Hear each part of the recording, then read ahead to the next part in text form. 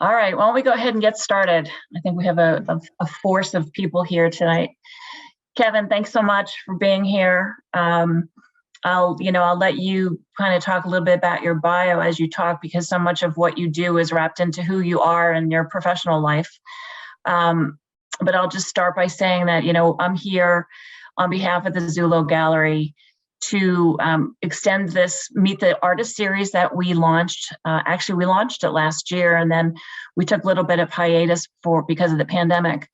And for anyone that hasn't been to the Zullo Gallery before, it's on Main Street in Medfield, and it offers rotating art exhibits. It offers art classes for children and adults, live music, speaking events, community events. It's a nonprofit and community supported. So we were fortunate to get a grant from the Medfield Cultural Council to fund this artist series, and it supports the gallery. So here we are tonight. And Kevin, again, thanks for joining us. We will start with Kevin, why don't you tell us about your background, your experiences as both a therapist and also and the kind of work that you do. Sure. Well, first off, thanks for inviting me. It was really a pleasure to be invited and to do anything I can to support Zullo and the Medfield Cultural Council. I think it's a great thing that you're doing. This kind of series is, and they've grown a lot through the pandemic because everybody's doing stuff virtually, but it's a great resource, and I was excited to be part of it. So thanks for asking. Thanks.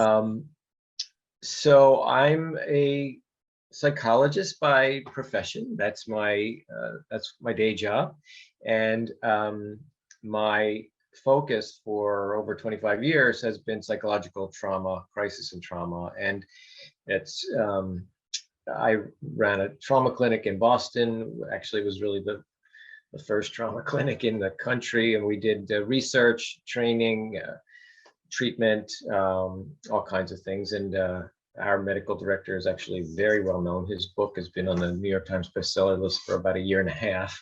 Wow. It's called The Body Keeps the Score.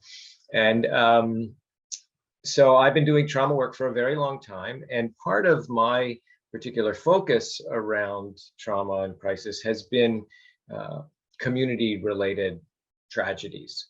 So I've seen individual clients, I've seen groups, I've done all of the kind of typical things that you think about with the therapist.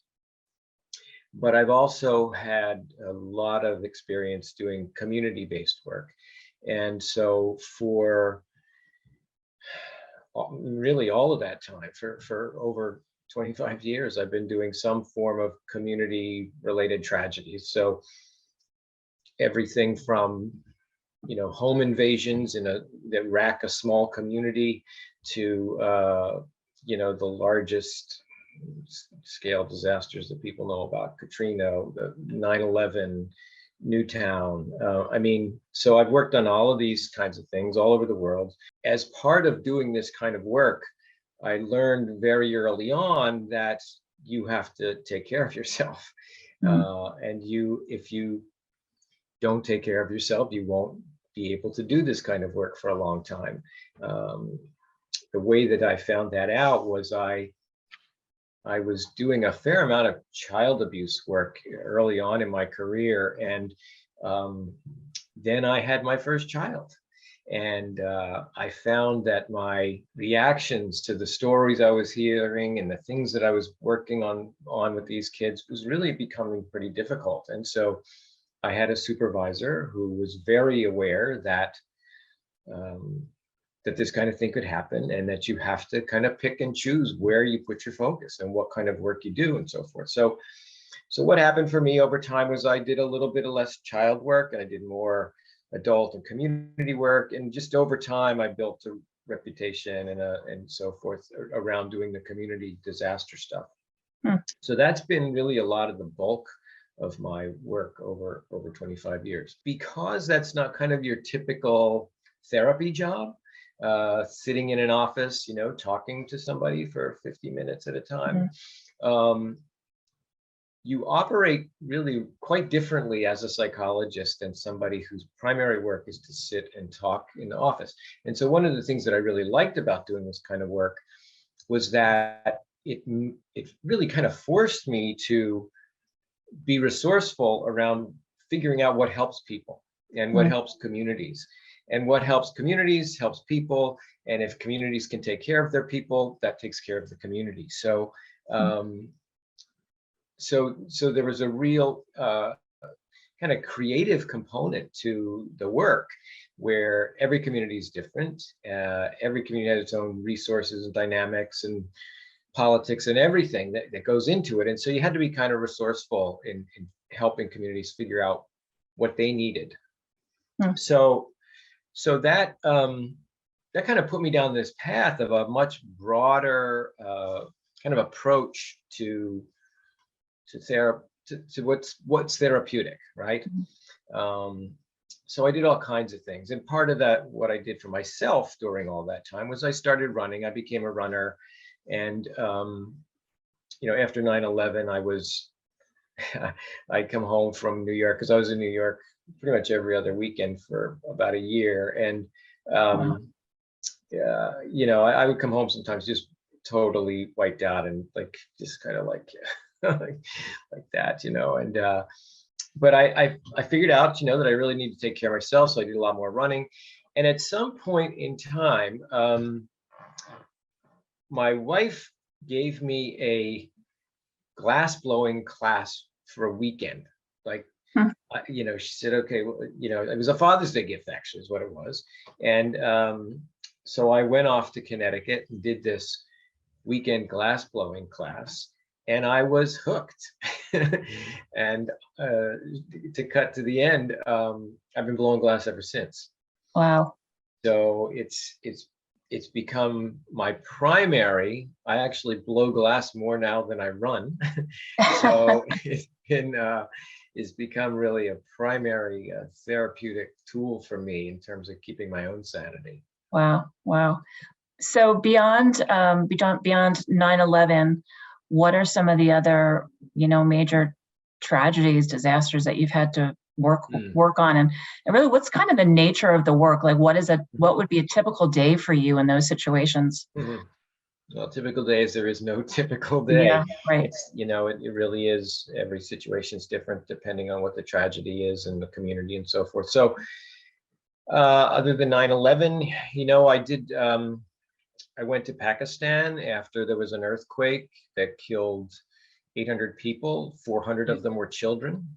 And I worked there with the country's network of social workers to help get people trained so that they could then kind of provide care for folks around the country, and particularly in the area where the earthquake struck.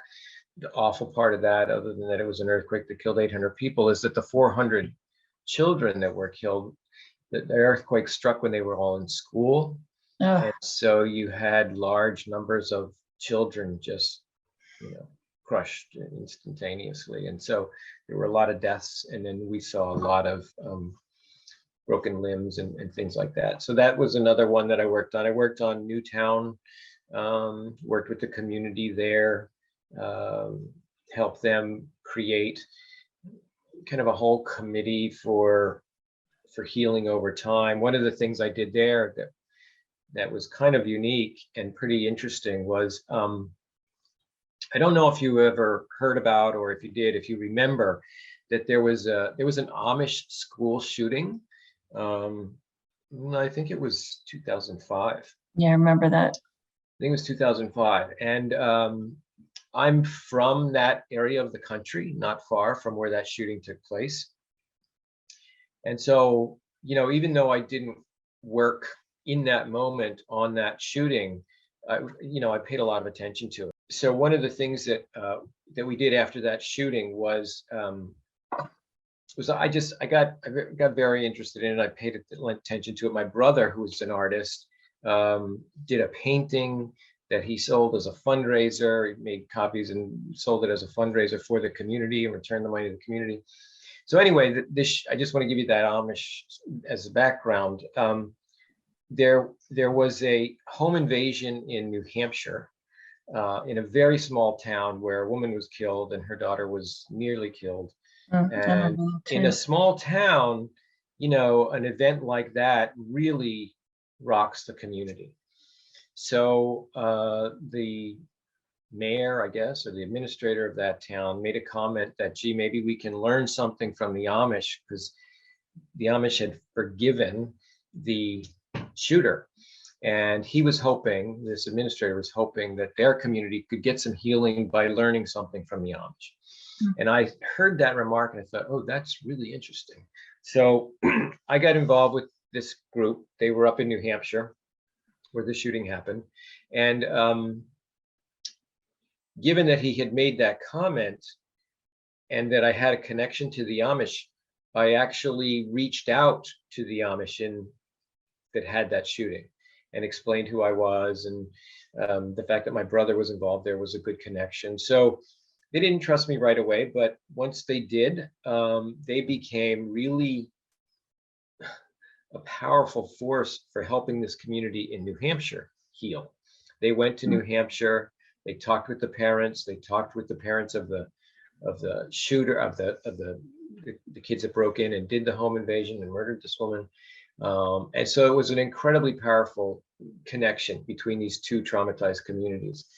So I tell you that because that group, the Amish group, when Newtown happened, they called me and they said, do you have any connection in Newtown? We would love to help out. So I said, well, not that I know of, but I'll see what I can find out. And so I made a couple of calls and I did have a connection, and one thing led to another. And the Amish ended up taking, I think it was 2 bus loads of people up to Newtown. It was several months after the event, because you can't go into a community like right afterwards. They're flooded with people, and it's really one of the problems sometimes is too many people show up. But anyway, this group went up. We had 2 busloads of people come up. The teachers who were involved in the Amish shooting, we had parents, and it's really very impactful. And you know, so when I look back at my career and I think about some of the things that I've been involved with that I'm kind of feel best about in some way or another, it's really something like that, where one community that I've worked with gets to help another community. And so it's probably the worst example of a typical day, because it was such a unique experience to be able to include the Amish in this way. And you know, because they don't really go outside their own community to do much, and so for them to come and help another community was really very powerful. So I don't know, does that tell you a little bit? It does. So how does you know, all these varied experiences, whether it's in these Amish community, whether it's in Sri Lanka, whether it's done in Katrina or New York, has it influenced your glass blowing, your designs, for example? Because I know that you do a lot with nature, and nature in itself has its own sort of therapeutic benefits. So I'm curious if there's an intersection between you know, if there's an influence on your work as you started out. Do you see that? Do you look at a piece of glass and say that was my Sri Lanka period, you know, or I'm just curious about the creative piece of it. It has not so much on my work. There's something that I've been wanting to bring that intersection together, and I just haven't quite figured out how to do it yet. And it involves the Amish, actually, because for me, that was such a meaningful part of my work and what I've done in my career, and so unique and so forth. So that's one that I'm kind of actively thinking about. How can that intersection happen in my glass work? But it hasn't yet. But there have been other things that probably because of my work, not things that I've worked on directly necessarily, but you know, when you do this kind of work, you realize just how fragile life is, you know, and how just any given moment, our lives can change in horrible ways for everybody. And so on the one hand, that's a little bit of a burden. In fact, people who do the kind of work that I do often develop post-traumatic symptoms of some sort.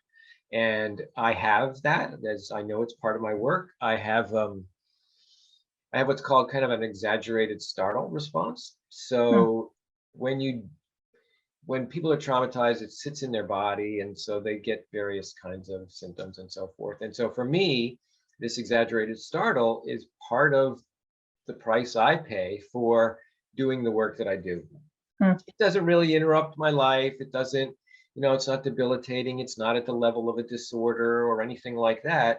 But I could be out at dinner, in a restaurant or something, my wife, and, there'll be a loud noise on jump, and she'll say, look, just calm down. It's just your exaggerated startle response, and then we go on about dinner, but it's there because of the work that I do, right? So so as a result of this kind of work, so there's a saying that the point, maybe I'll think of it, but the point is that you can't do this, expecting that you can do this kind of work without having it affect you emotionally is like, the saying goes, is like expecting to walk through water without getting wet. Right.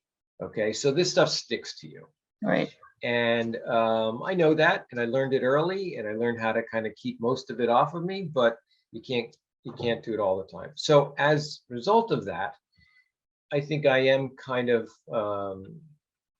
maybe hyper aware of tragedy and suffering and, horrible things that happen to people all the time. So there have been a couple of times, and one most recently, where I've done some glass in relation to or in response to some tragedy.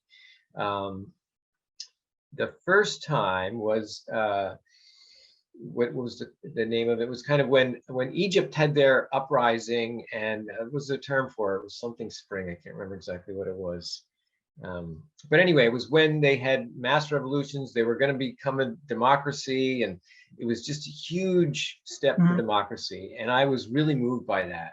And I made a piece with the colors of their flag. Okay, it was just for me. It was my piece. I didn't do anything with it. It wasn't all that wonderful, but it was a way of me kind of processing some of that, which to me was a really, important thing to see happen. Yeah. Most recently, I did the same thing with Ukraine.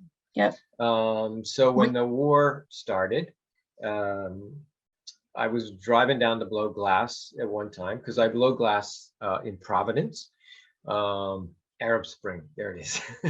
So there you go. There's the picture. Yeah, so I got inspired to make these little hearts with the colors of the Ukrainian flag. And I didn't have any plan ahead of time. I went into the studio and I thought, oh, I'll make some hearts, and let's see if I can get the colors of the flag and make it work.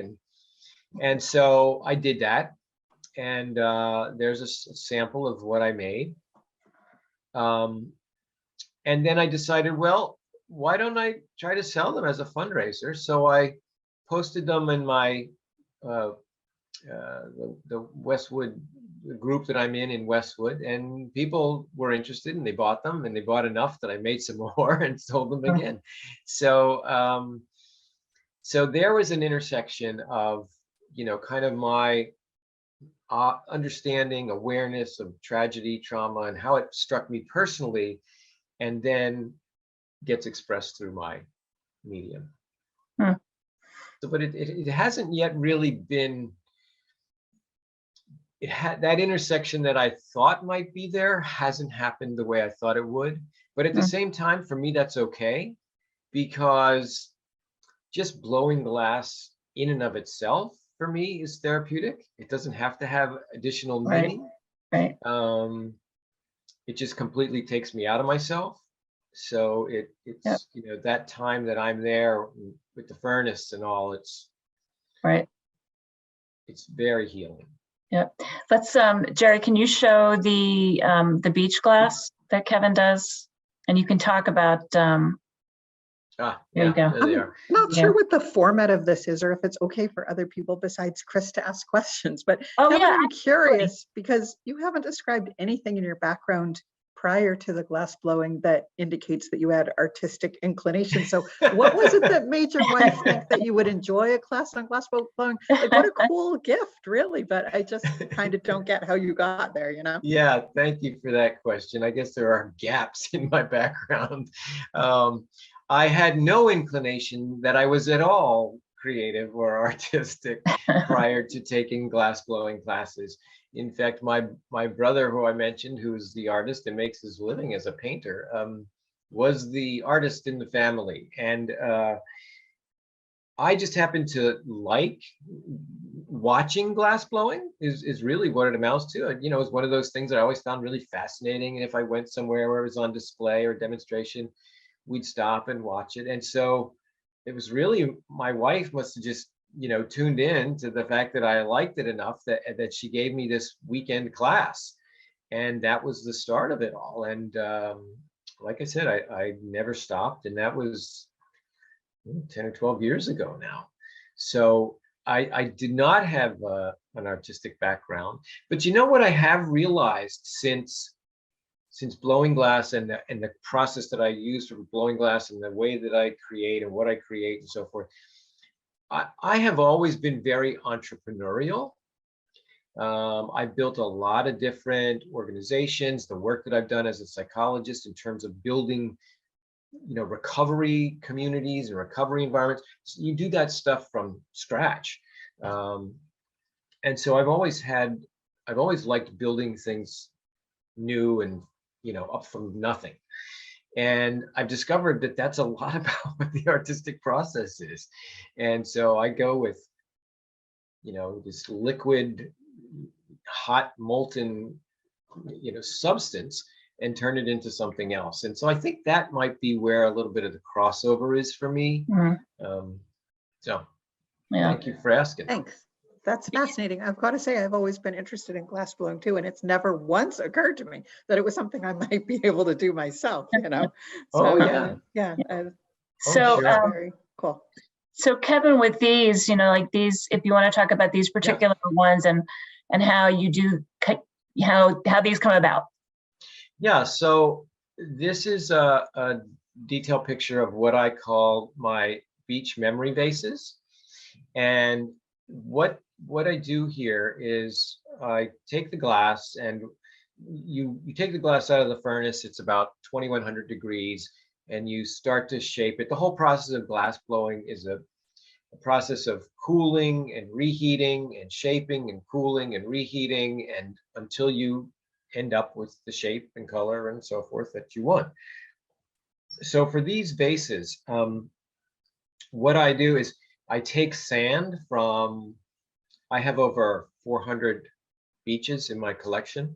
So I take sand from whatever beach you're interested in, and I'm blowing the vase. And in the process of blowing the vase and shaping it, I put the sand from that beach on the vase, on the outside of the vase. And the end result, after I blow it all out and cool it and everything, the end result is you've got this kind of textured keepsake of your favorite beach, or someplace you got married, or your beach house, or you went on your honeymoon or something like that. And so I call them beach memory vases, and I give them all a little splash look at the end. And typically they are blue or blue-green or something, although I've had people ask me for all kinds of colors.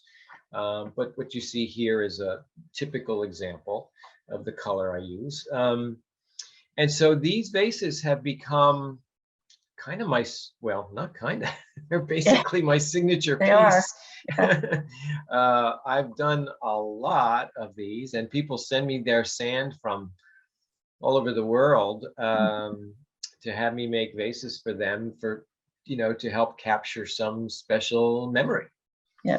And I have to say that, you know, we have some of these, thankfully, that I love so much. It's like, so there's such it's such a good, a feel good type of thing to have, because, you know, you look at it, you see the sun shining through, and you think about a happy memory or a moment on that beach. And so when I think about the work that you do, you know, on the therapy side, and then you see these beautiful creations, you can almost feel the transformation that you must go through when you're working on these pieces to sort of let this stress and these feelings come out that you're dealing with on the therapy side.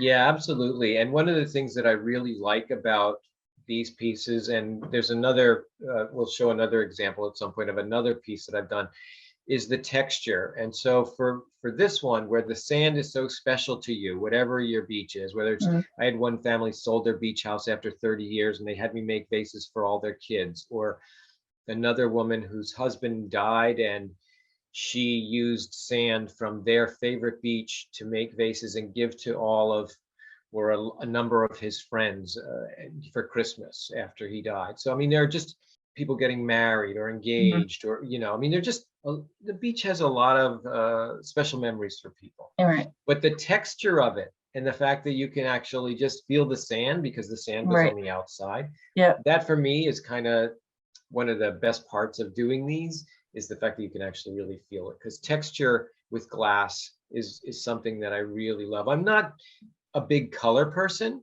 Some people are really into, you know, how many dramatic colors can I make and intertwine them and so forth. I'm much more of a kind of a texture person, I think I'd say, with my glass.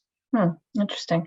Jared, do you want to bring the one fan photo of his glass that you have there, so you can find it? There it is. Oh yeah, back up. I'll talk about that one. Go back one more. There you go. Okay, so on the shelf over his shoulder. Oh, you spotted it. Good for you. Good for you.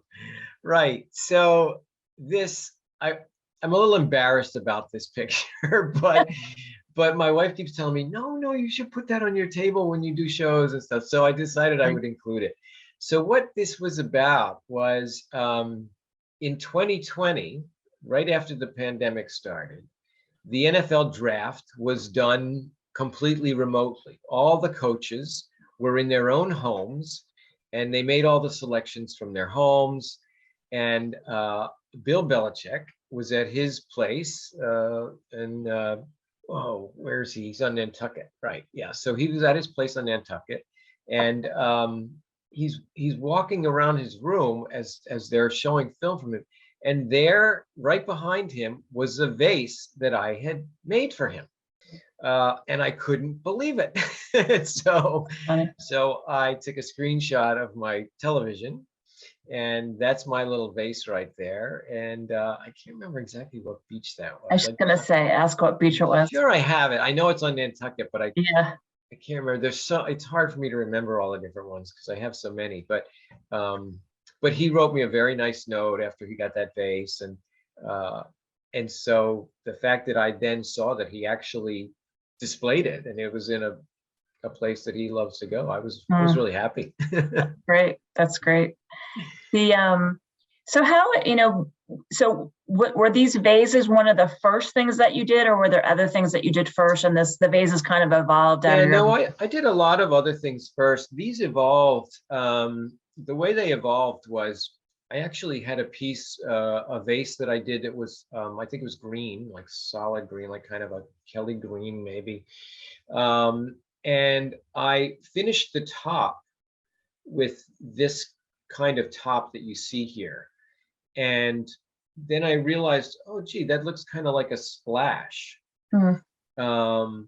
So I kind of got that idea in my head of, oh, this is a splash. Well, if it's a splash, then it's water maybe. And if it's water, maybe it should be blue. And so I started working with some blues. And then I thought, well, somehow I got the idea of the beach. And I thought, well, the main ingredient in glass is sand, is silica.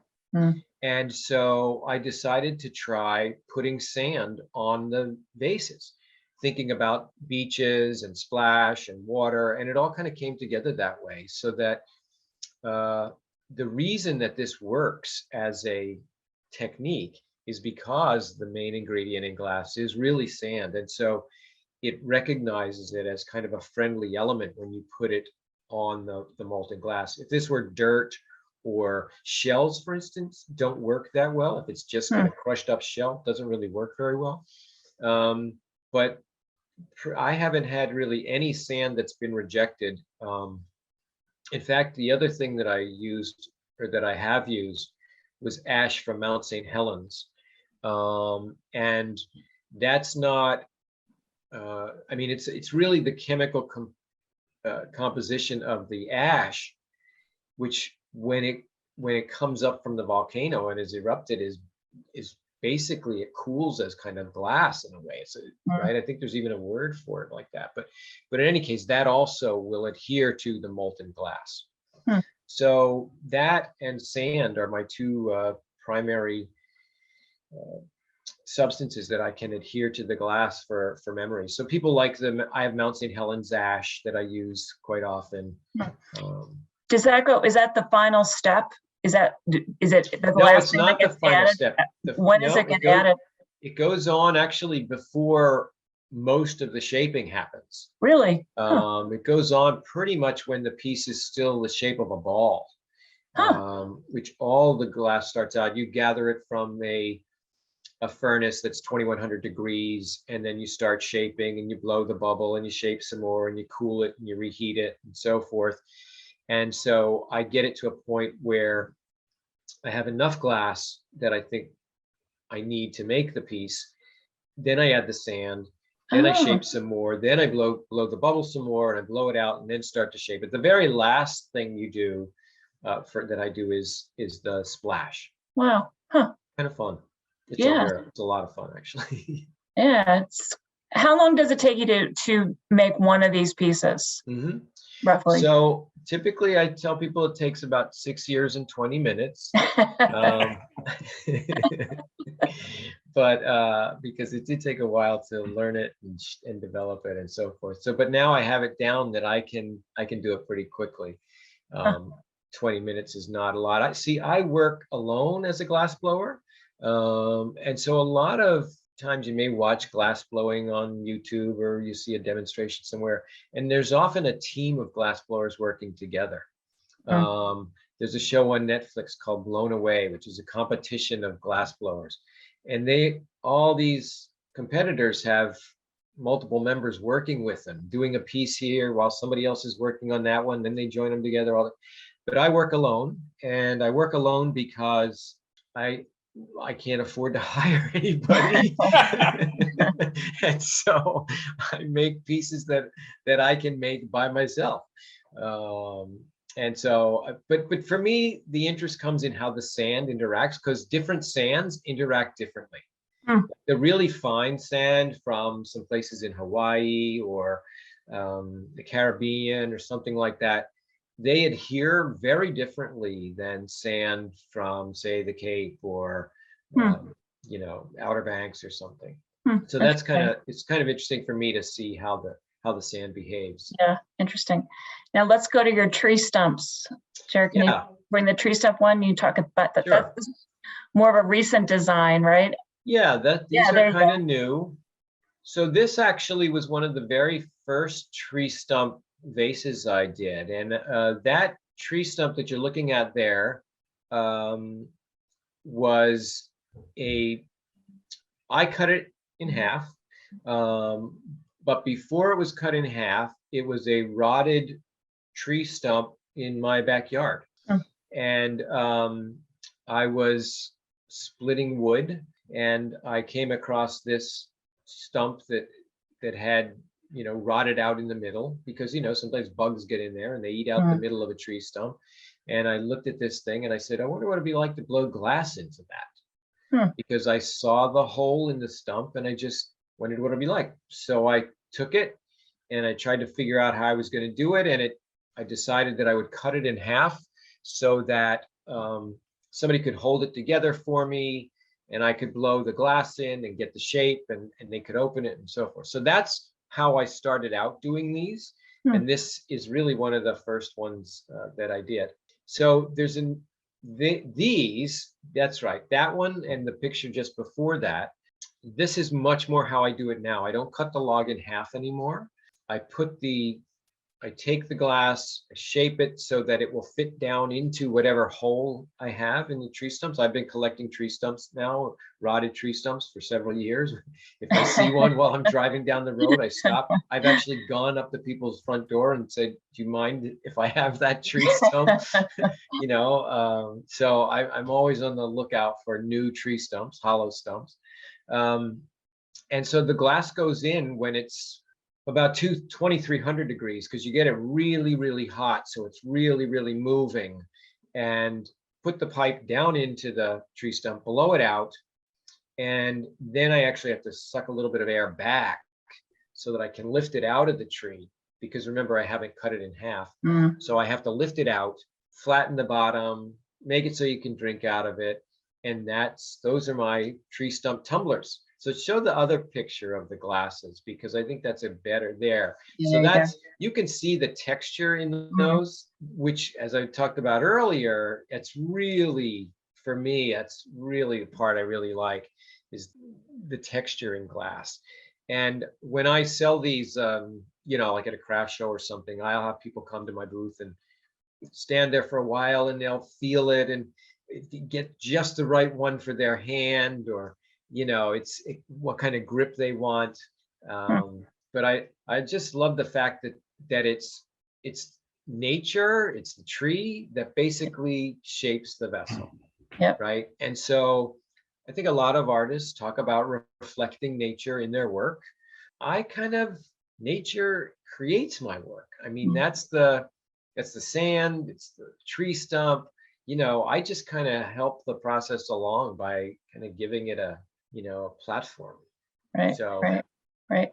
What are the most challenging parts of glass blowing? Like, you know, is there a point in time when you're working on a piece and you say, oh gosh, I got to be really careful at this point? Or yeah, it's really interesting, because there are so many points along the process where things can just not work at all. In fact, you don't. So after you're done making a piece and you put it in the annealer where it has to slowly cool, usually over about 12 hours, even in that cooling process, when you're now done with the piece, even in that cooling process, things can go wrong. And you open the annealer the next day and you find that the glass is cracked, or, you know, something happened and it didn't come out right, or something got stuck on it that you didn't intend, or so there are a lot of places along the process where things can go wrong. I mean, glass blowing it's pretty physically demanding when you do it a lot. I think Anne had said that she would love to try glass blowing. You should definitely try it. It won't be physically taxing. You'll only do it for a little while. But when you're making piece after piece after piece and working alone, when you put a few pounds of glass on the end of a 55-inch long pipe, that length adds to the weight. So you're swinging around and blowing this glass that's really kind of heavy. So it's kind of physically demanding. But then there are points along the process where you have to move it from one pipe to another. That's always pretty treacherous, because it can hit the floor very easily if you don't transfer it properly. Temperature, it's all about temperature. If it gets too cold, it will crack. If it gets too cold too fast, it will crack. You can't do anything with the glass when it's less than 1,000 degrees. So you're mostly working the glass in the probably 1,800 to 2,200 degree temperature. Wow. So that's when you're really able to work the glass nicely. And as it starts to cool down, it gets stiff, you can't move it. And anything below 1,000, it's not going to move at all. So you're dealing with, I mean, that's also part of the fun, because one of the ways that I shape the glass is with newspaper. So you take your hand with a pad of newspaper that's, maybe 5 or 6 pages of newspaper folded up, and you put it right on the glass and you shape the glass. So your hand is, there's only 5 pieces of newspaper between you and 2,000 degrees. And that itself is actually kind of fun and exciting. So it's one of the cool things about doing glass blowing. Wow. If anybody else has questions, just raise the hand or chime in. Just fascinating. I've only been burned badly once. Oh, that's good to know. And how Yeah, many and years that have you was- been doing this now? How long did you say? How long have you been doing this now? Probably about 11 years, I think, maybe. Yeah. And the time I got burned badly was I was working with an assistant, and it was somebody that I hadn't worked with before. And when you work with an assistant, it's very much of a dance. You have to be coordinated because everything is so hot that you'll get burned instantly if if there are mistakes. And so this was somebody that I hadn't worked with before. We were finishing up the piece and taking it off the pipe, and she handed me the pipe in a way that I wasn't paying as much attention as I should have, and I grabbed it, and I grabbed a part that was hot. Ooh. And so luckily it was, it took me out of glassblowing for about 6 weeks, I think, but it could have been a lot worse. Wow. And that was only once, that happened one time. Wow. So for anyone that wants to see your work, are you gonna, now that with the pandemic hopefully easing off, are you able to do your shows again? And yeah, we are. Shows have started again, and this spring and summer, some of the shows that had been canceled are now back on again. So I have a website. It's beckerglass.net, and if you want to be on my mailing list, so that I can let you know when there are shows and where I'm going to be, just send me an email at beckerglass.net, and I'll be happy to put you on my mailing list. And I have a show coming up in May down at the Cape called Brewster and Bloom. There's some shows that I've done pretty regularly for several years and that I enjoy doing. So that's one of them. That's my first show this season, is down in Brewster. Great. Now, I had remembered, going back to your days, your early days as a therapist, that you had worked at the Medfield State Hospital. Was that correct? Oh, well, I was never a staff person at Medfield State Hospital, but I did have occasion to go there. For instance, if we were having maybe a patient from there coming into our program or something, I would end up at Medfield State. So yes, I certainly walked those grounds and been in those buildings when they were active. Yeah, well, hopefully Jean Mineo is on this talk. She's leading the charge to transform, there she is, the chapel into a performing arts center in education. Oh, wow. Great. So maybe we can get some glass blowing up there. What do you think, Jean? Yeah. Sounds great. Art form, boy, Kevin. I've really appreciated your conversation, and when you started talking, I was just like, what keeps you going with glass blowing? It's not something you can do at your house. It's not something to just pick up. It's a real huge commitment. And then as you were talking, I just, two observations about sort of common threads that I'm hearing that I just was going to reflect back to you. And one of them was really about healing, and how professional work is so, deeply immersed in that. But your artwork is too, in terms of, you were talking about how people send you sand from special places, and remember and heal that way. And I thought, well, there's a lot of synergy there between these two things that you also just said about your work as, at least as a glass artist, about helping to just move the process along and taking sort of natural materials and creating something of beauty out of that. And it strikes me that's the same thing you do in your work in terms of people from tragedy, healing too. And so this is kind of fascinating to kind of see how the threads, where there are some common threads in these two very different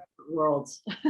Yeah, thank you. I appreciate that, and that you saw that. And I think I mentioned Bessel's book, The Body Keeps the Score. So what we know a lot about trauma is that it really gets stored in people's bodies. And so that happens for people like me who do this work too. When I said that some of this stuff sticks to you, that's why I have this exaggerated startle response. It's part of, it sits in your body.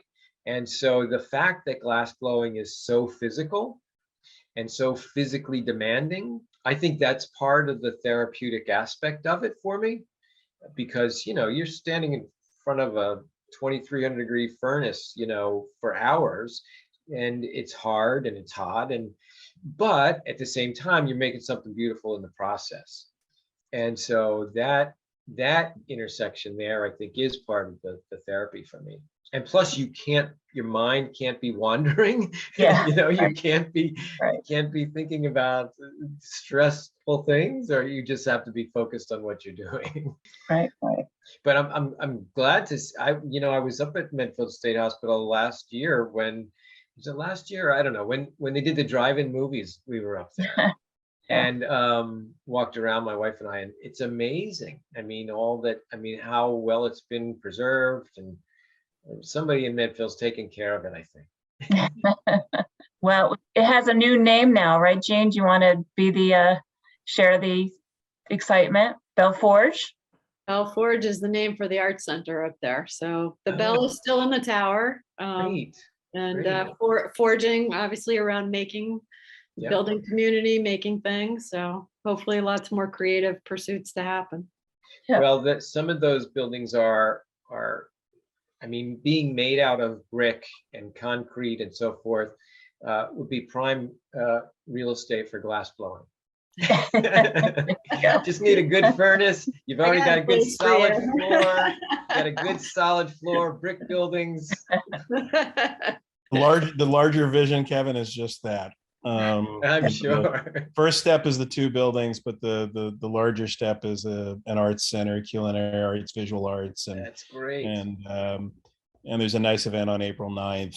If you're in town from 10 to 3, there's live music, and not to rain on the Zullo parade, because they're connected. Zullo has been an important part of the community, in keeping the arts, and so we're good partners with Bell. I'm on the board of that. Chris is on the board of the Zullo. I'm on the board of the Cultural Alliance. So great. I'll try to get over there on the 9th.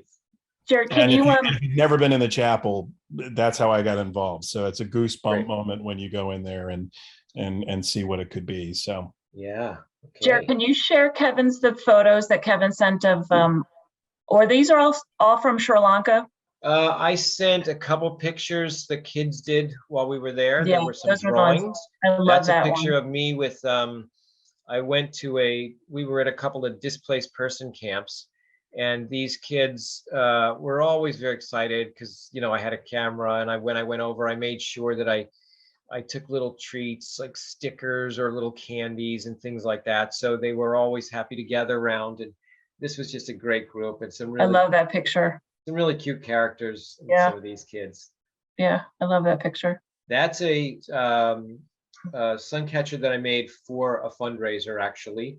You can't see it very well. It says MW8, and there is a girl in Westwood who had a really tragic accident, fell out in the woods off a high rock, and had a traumatic brain injury. And so I just did these as a fundraiser and sold some around town, and kind of like the Ukraine thing, just trying to do my part.